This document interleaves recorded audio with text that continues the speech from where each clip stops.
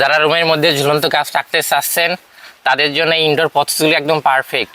দেখতে পাচ্ছেন এটি মঞ্জুলা পথস, এটি পাতার ভিতরে এবং সাদা সাদা ছোপ ছোপ দাগ থাকে। আর এটি নিয়ন পথস, এটি কালারটা একদম নিয়ন। আর এটি হচ্ছে ব্রাজিলা পথস, এটি দুইটি কালার থাকে, একটি সবুজ একদম, একটি ক্রিম দেওয়া কালার। আর এই গাছগুলো অনেক লো মেনটেন্যান্স গাছ হয়, নতুন বাগানের জন্য এই গাছগুলো একদম পারফেক্ট, কেননা এটি কম আলো কম যত্নে অনেক সুন্দরভাবে সার্ভাইভ করতে পারে। এছাড়া চাইলে আপনি এই গাছগুলি কোকো স্টিকের মাধ্যমে রাখতে পারেন।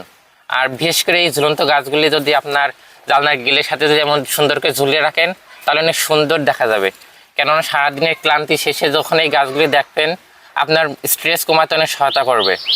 এবার চলুন কীভাবে এই গাছগুলি আপনি যত্ন নেবেন।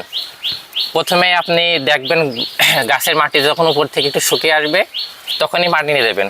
অবশ্যই পানি দেওয়ার সময় খেয়াল রাখবেন যেন পানি যেন গাছের গোড়ায় বেঁধে না থাকে।